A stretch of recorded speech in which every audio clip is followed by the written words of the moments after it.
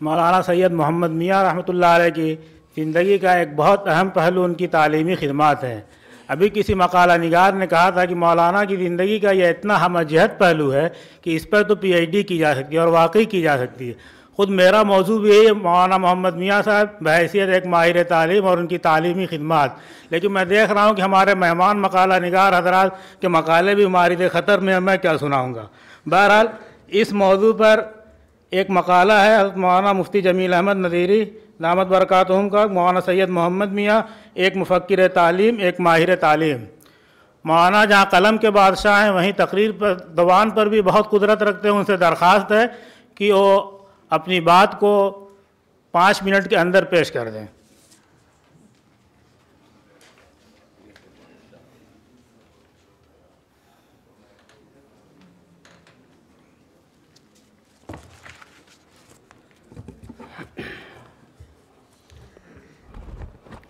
بسم اللہ الرحمن الرحیم۔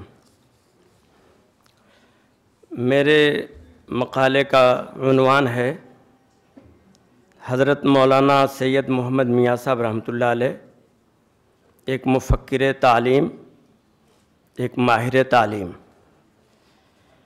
تعلیم کیا ہے؟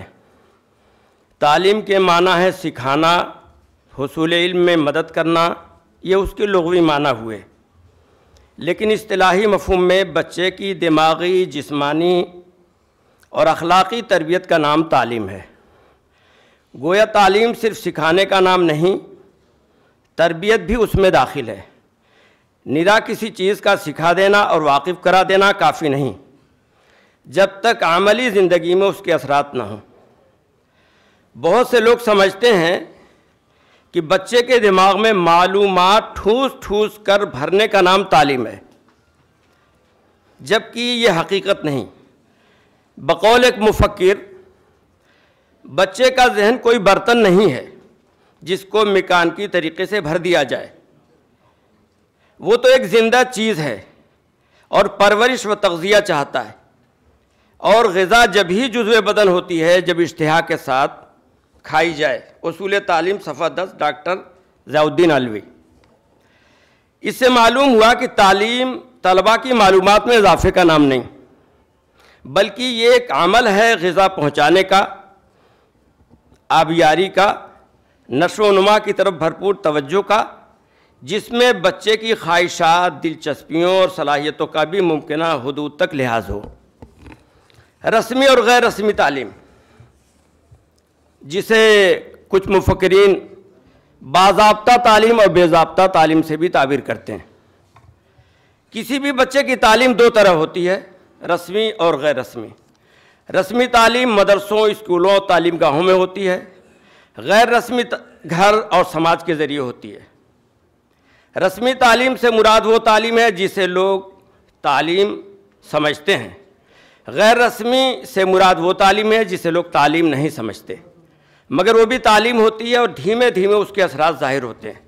مدرسوں اور اسکولوں کی تعلیم کو ہر کوئی تعلیم سمجھتا ہے، لیکن گھر اور سماج کے ذریعے بچے کو جو تعلیم ملتی ہے اسے کوئی تعلیم نہیں کہتا، جبکہ یہ تعلیم بھی بچے کی بنیادی تعلیم میں داخل بلکہ اولین درجے میں داخل ہے۔ والدین اپنی تہذیب و تمدن، اپنے رسوم و عادات اور مذہبی معاملات میں بچوں کو شامل کرتے ہیں۔ بچوں کے اچھے کاموں پر گھر اور پاس پڑوس میں اس کی تعریف اور حوصلہ افزائی ہوتی ہے، برے کاموں پر ملامت اور محاسبہ ہوتا ہے۔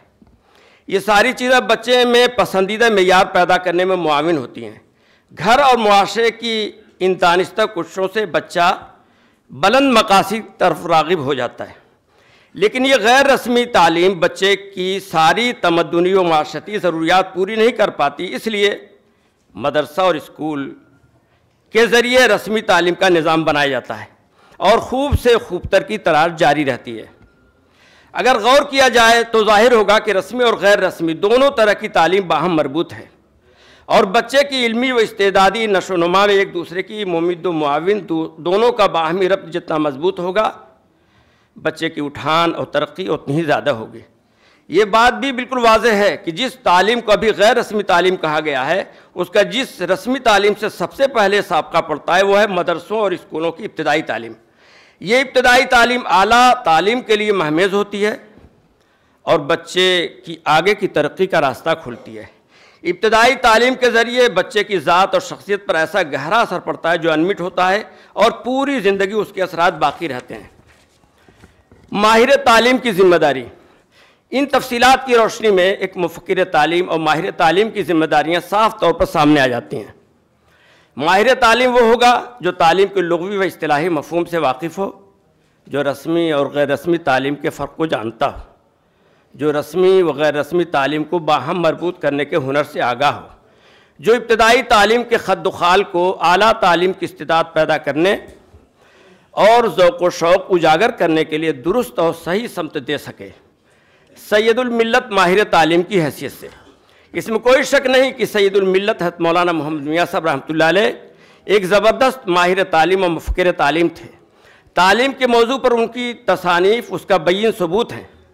ایک ماہر تعلیم کی جو خصوصیات ہونی چاہیے وہ پورے طور پر ان پر منطبق ہیں، لیکن انہوں نے اپنی فکر کے دائرے کو مکاتب دینیہ میں ابتدائی دینی تعلیم تک محدود رکھا ہے، اور تعلیم و تربیت کے معاملے میں مکاتب دینیہ ہی ان کی سرگرمیوں کا مرکز و محور ہے۔ ان کی تصنیف کردہ تدریسی کتب دینی تعلیم کی رسالے، مسئلہ تعلیم و طریقہ تعلیم، دینی تعلیمی تحریک اور دستور العمل، طریقہ تقریر اول اور چارٹ وغیرہ اس کے غماز ہیں۔ مکاتب دینیہ اور معلمین کی خدمات کی اہمیت، مکاتب دینیہ اور اس کے معلمین وہ کام کر رہے ہیں کہ اگر اسے چھوڑ دے تو کوئی دوسرا اسے نہیں کرے گا۔ کسی کو نہیں پڑھی ہے کہ قرآن پڑھنا سکھائے، نماز روزہ حج زکوٰۃ اور دوسری دینی باتیں سکھاتا پھرے، اللہ اور رسول کا حکم بتائے، چلنا پھرنا سکھائے۔ دوسرے جو کام کرے، وہ تھوڑی سی بات ہے، خلاصہ ہی پڑھ رہا ہوں، لیکن دوسرے جو کام کر رہے ہیں یعنی اسکول و کالج والے، اگر وہ اپنا کام چھوڑ دے تو اس کے کرنے والے بہت ہیں، بلکہ کر رہے ہیں۔ اس کے بعد لکھتا ہوں آگے کہ دینی مکاتب کی ضرورت، ہمارا فرض ادائے فرض کی صورتیں، دینی مکاتب کی ضرورت و اہمیت کو بتاتے ہوئے سید الملت کہتے ہیں کہ سرکار نے یہ بات صاف کر دی ہے کہ نہ سرکار دینی اور مذہبی ہے، نہ اس کی تعلیم دینی اور مذہبی۔ سرکار دنیا کے کاموں کے لیے ملک کا انتظام ٹھیک ہو، وہ ترقی کرتا رہے، یہ سرکار کا مقصد ہے، لہٰذا اس کی تعلیم کا بھی یہی مقصد ہے۔ روحانیت، خدا شناسی، خدا پرستی کی باتیں خواہ کتنی ضروری ہوں مگر سرکار اس کی ذمہ دار نہیں۔ اچھا، یہ کام دین اور مذہب کے ماننے والوں کا ہے کہ وہ اپنے طریقے پر دین و مذہب کی تعلیم دیں۔ اس ضمن میں سید الملت نے جو جملہ استعمال کیا بہت زیادہ غور و توجہ کا متقاضی، وہ لکھتے ہیں بے شک سرکار یہ کسی سے نہیں کہہ سکتی کہ وہ اپنا مذہب چھوڑ دے، لیکن اگر مذہبی تعلیم نہ ہوگی تو ظاہر ہے کہ مذہب خود ہی چھوٹ جائے گا، لیکن مذہب کا چھوٹ جانا آسان سودا نہیں، آخرت کا تو نقصان ہے ہی، دنیا کا بھی نقصان ہے۔ بہرحال میں نے بات آگے بڑھائی ہے۔ پھر اس کے بعد سید الملت نے جو لکھا ہے، بے شک یہ صورت لکھا ہے کہ ایک ایسی صورت میں جبکہ ایک طرف سرکار ہے جو اپنی مقرر کردہ لازمی تعلیم پر اربوں روپے سالانہ صرف کر رہی ہے اور آئندہ صرف کرے گی، دوسری طرف مسلمان ہیں جنہیں اتنی رقم کے تصور سے ہی کپ کپی طاری ہو جاتی ہے، وہ سرکاری نظام میں تعلیم کے پہلو بہ پہلو مذہبی تعلیم کا نظام کیسے قائم کریں اور جو فرض اللہ کی طرف سے ان پر عائد ہے وہ کیسے انجام دے۔ لکھتے ہیں بے شک یہ صورتحال بہت مایوس کن اور بہت زیادہ حوصلہ شکن ہے، لیکن آپ اطمینان رکھیں، اسلام نے آپ کو ایک کیمیا بتا دیا ہے، آپ اسی کیمیا کو کام میں لائیں۔ آپ کو نہ اربوں کی ضرورت ہوگی نہ لاکھوں اور کروڑوں کی۔ اب بغیر اربوں خرچ کیے ہوئے اس ادائے فرض کی کیا کیا صورتیں ہوتی ہیں، تفصیل کے ساتھ کچھ 7 صورتیں سید الملت نے بیان فرمائی ہیں اور اسے احساس فرض سے تعبیر کیا ہے۔ آخری بات، حضرت مولانا محمد میاں صاحب علیہ الرحمٰن نے ان ساری باتوں کو اتنی تفصیل کے ساتھ اور اتنے اچھے انداز میں بتایا ہے کہ بچوں کی بنیادی تعلیم اور طریقہ تعلیم کا مسئلہ مکمل طور پر حل ہو جاتا ہے۔ پھر انہی پر اکتفا نہیں، 5 سالہ نصاب دینیات بھی تحریر کیا، اس کے مقاصد بھی واضح کیا اور طریقہ تعلیم بھی بتایا، نظم مدرسہ اور تنظیم مکاتب پر بھی روشنی ڈالی، تعلیم کارڈ بنانے کا طریقہ اور ان کی مشق بھی بتائی، دینی تعلیم تحریک اور اس کے دستور عمل کو بھی مبادی، فرائض، تقسیم عمل اور طریقہ کار کی تفصیلات کے ساتھ بیان کیا، طریقہ تقریر کی بھی رہنمائی کی، چارٹ وغیرہ کے ذریعے تعلیمی مقاصد کو بروکار لانے کی رہنمائی کی۔ خلاصہ یہ کہ حضرت سید الملت نے دین کی ابتدائی تعلیم کے کام اور نظام کو جس طرح عمدہ انداز میں پیش کیا ہے وہ ان کے ماہر تعلیم ہونے کا بین ثبوت ہے۔